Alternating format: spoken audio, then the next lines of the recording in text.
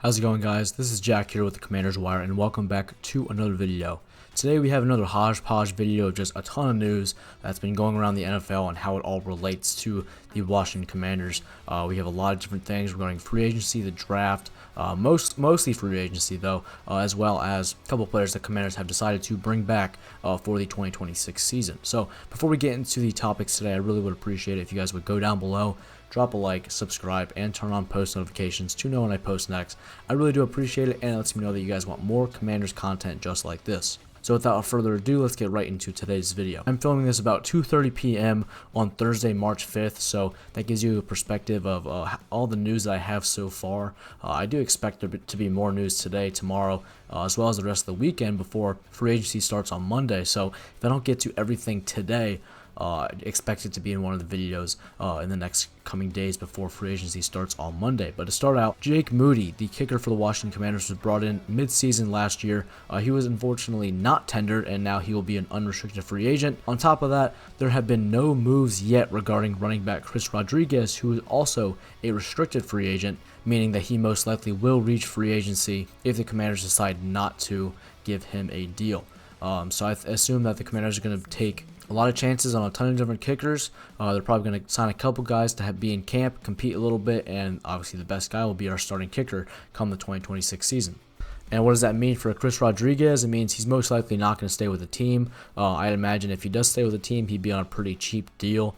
But the Commanders are probably going to look elsewhere for a running back. We only have Bill signed to the active roster right now. I expect them to probably add one or two more guys, as well as someone in the draft or a UDFA once the draft is over. So I expect the Commanders to be looking elsewhere for a running back for this offseason. Next up, Graham Glasgow, the center from the Lions. He also has been released.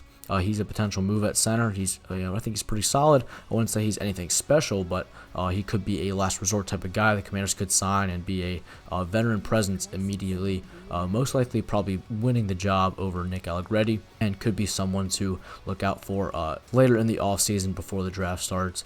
This is some more news that's a little late. However, Breece Hall has been tagged, and he no longer will be a free agent. He will not be able to sign anywhere else unless he is traded. So the Jets have tagged him. However, they could trade him and allow his new team to extend him. I don't expect the Commanders to do that. I don't think the Commanders are trying to trade for a running back. I don't think they're really in a position to, just because of how much draft capital they own. Next up, Alec Pierce also says that he wants to stay in Indiana and was not tagged. The Colts decided to have a transition tag on quarterback Daniel Jones just because Alec Pierce is a really big fan of Daniel Jones. So I think they're using Daniel Jones as kind of some leverage in order to allow Alec Pierce to kind of make a better decision, hoping to have him stay with the Indianapolis Colts. However, there is still a chance that he could sign with the Washington Commanders, as he said he thinks he owes it to himself and how hard he works really to try and get the biggest contract as possible.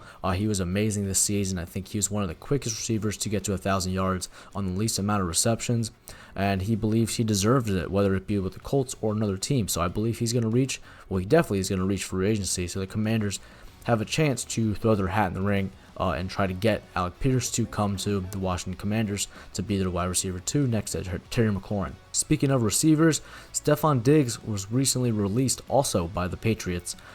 He could be an option to come to the Commanders. I'm really not a big fan of that. He obviously has a court case going. I don't think that he's going to sign with another team until after that gets resolved.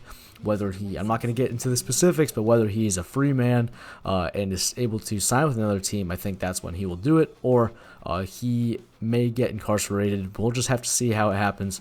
I'm not really too caught up with the actual specifics of the court case. However, Stefon Diggs will probably not be a Washington Commander come 2026. And on top of that, this is kind of side news. I believe the Patriots are one of the top teams trying to trade for Eagles wide receiver A.J. Brown. I believe they tried to give a first-round pick and something else, and the Eagles really were not a fan of that trade offer. So I expect A.J. Brown to stay with the Eagles for a little bit longer. However, I think the Patriots are definitely trying to get another top guy to be the wide receiver 1 here for the 2026 season. But speaking of receivers, once again, Darnell Mooney, the wide receiver 3, wide receiver 2 on the Atlanta Falcons, has also been released. I think he could be the answer at wide receiver 3. I think he's a solid route runner. He's pretty shifty. He's not someone that's really a showstopper at all. However, Darnell Mooney is definitely someone that could be a solid backup wide receiver for the Washington Commanders. I think he is 28, but if he wants to come in on a cheap deal, I would not be opposed to that at all. Linebacker Bobby Okereke of the Giants was also recently released. He was their team captain. He was their Walter Payton Man of the Year nominee. I think he's a great guy, definitely a great guy in the locker room. Definitely could be someone the Commanders could bring in to be their new Mike linebacker.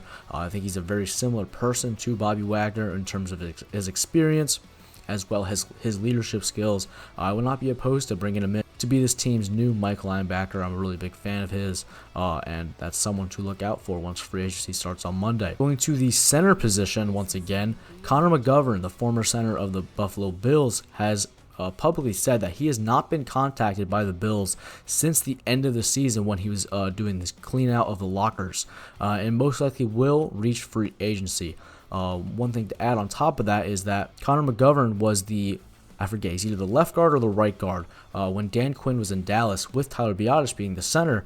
So there's that connection there before he went to Buffalo. So could that mean that he could come to the Washington Commanders and be the Commanders' new starting center? I would be a really big fan of that personally. I think Connor McGovern is a really good center. It could be someone that we could bring in on a pretty solid deal to be this team's new starting center and building that connection with Jaden Daniels, on top of already having that connection with Dan Quinn. A potential trade target for the Washington Commanders is Vikings Jonathan Grenard, defensive end that's 28 years old. The Vikings have already made a couple moves, releasing some of their veteran players that are taking up a lot of cap space as they are very strapped for cash. And the Grenard could be definitely a trade candidate. I think the Commanders could definitely work something out here. Obviously, like I said before, in other trade packages, the Commanders don't have a lot of trade picks to really trade in the first place.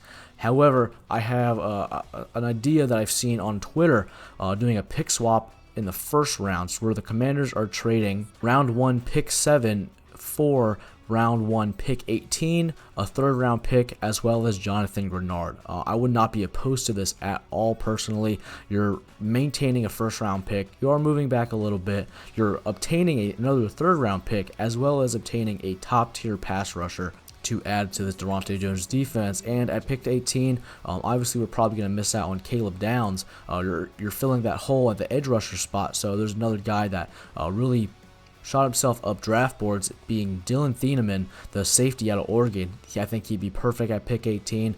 Would definitely be someone I'm a big fan of in the later part of the first round. And then obviously you get another third round pick that you can spend on a center, on a wide receiver, whatever you want to do there, depending on what holes you still have to fill. And then on top of that, like I said before, you get Jonathan Grenard. I would personally be a very big fan of this move, and I think if Adam Peters has the opportunity to do this, I would say do it right away. Speaking of the Minnesota Vikings, they have also released defensive tackle Jonathan Allen, former Washington Commander. Obviously, we saw that relationship kind of dwindle a little bit after last year, so I don't really expect him to be a name to watch here with the Washington Commanders. We're already paying Jerron Payne a good amount of money. We're already paying Javon Kinlaw a good amount of money. So I think Jonathan Allen, bringing him in would not be the biggest need for the Washington Commanders. However, it is pretty funny. After getting released by the Commanders, signed a 3-year deal, I think worth $20 million or so a year with the Vikings, and he's getting released just 1 year later. So Jonathan Allen is reaching free agency once again, and is someone to look out for, not with the Commanders, but on a different team here in the next coming days. Rashid Shaheed also has reportedly not been getting close to an extension with the Seattle Seahawks at all, and is expected to reach free agency. I think Rashid Shaheed would definitely be a top name I want to bring to the Washington Commanders. I think he would instantly fit in that Z role, right, taking the top off the defense with his speed. He also could come in on kickoff returns, punt returns. He's a straight line speed guy. I would be a really big fan of that move if the Commanders do decide to bring him in. I think he'd cost between $12 and $15 million a year, and I would really like that move to happen. Another cut that happened recently was Jonnu Smith, tight end from the Steelers. I think he's a pretty solid tight end. I think he's another tight end the Commanders could look into if all their other plans really don't follow through. If all the other guys get poached up in free agency, Jonnu Smith could be someone that could fill that hole pretty decently, and then that gives you the opportunity to potentially draft somebody either in the first round, maybe if you trade back at Kenyon Sadiq, or get someone in the third round, maybe an Eli Stowers if he falls to you, or even like a Justin Jolie at NC State if he falls. I think that Jonnu Smith would definitely be a perfect candidate to be kind of like a veteran presence, kind of your day one starter type of player, and then you get somebody in the draft early that could potentially take over the reins midway through the season. So he's definitely another name to watch here with the Washington Commanders if all other options are not fulfilled at the tight end position on day one of free agency. And lastly, the Commanders have made 3 extensions over the last couple days, being 3 defensive linemen. First of all, being Shy Tuttle, D lineman. They picked him up in the middle of last season. I think he was formerly with the Titans before getting cut, and then the Commanders decided to pick him up to fulfill some of the defensive line needs that they had. They also extended Drake Jackson as well as Dietrich Wise, all to 1-year agreements.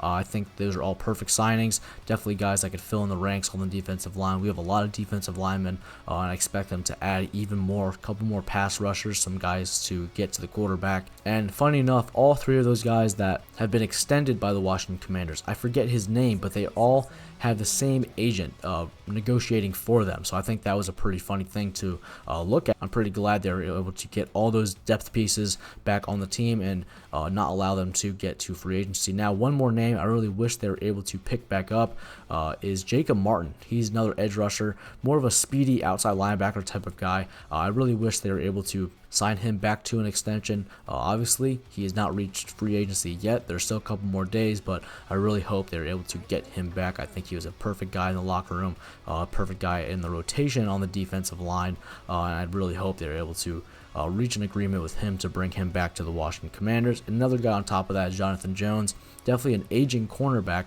but I think that he has that veteran presence and knowledge that would really help out as a rotational cornerback with the Washington Commanders. And that is it. That is all the news I have today. Like I said before, it is now 2:45. That's all the news that I have. I've seen over the last couple of days, so I definitely assume that there's going to be a lot more stuff to come out.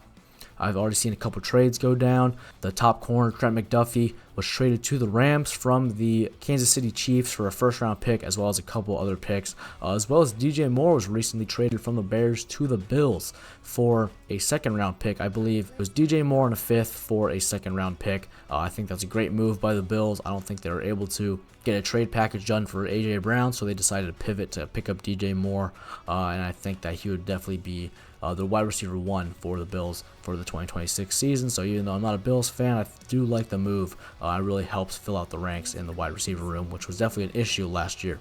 But that is all the news I have today. If any more news comes out today, tomorrow, I'll be sure to include it in a future video. Thank you guys so much for watching. I really do appreciate you guys sticking with me to the very end. Go down below, drop a like, subscribe, and turn on post notifications to know when I post more Commanders content just like this. And as well as drop a comment. Let me know what your thoughts on all the news that I've laid out for you today. Some of these guys that have been released, are the guys that you want the Commanders to look at in free agency, or do you guys want to go after some other pieces once free agency starts on Monday? Just let me know down below. Thank you guys so much for watching. God bless, and hail to the Commanders.